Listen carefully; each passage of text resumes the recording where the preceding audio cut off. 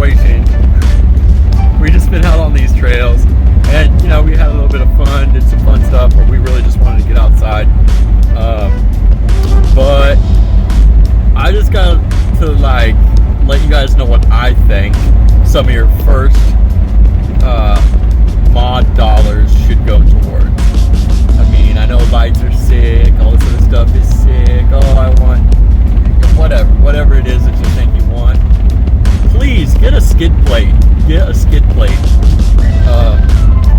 We went up this one road, and you probably saw it in the video.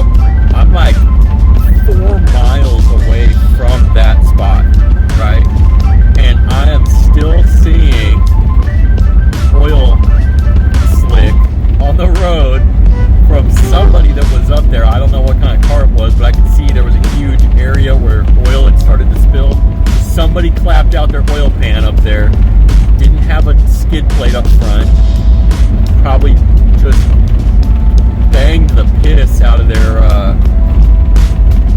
oil pan, or they smacked something, and it was whatever it was they hit. It was bad enough to where I'm literally 3 or 4 miles down the road, and I can still see here on this dirt road.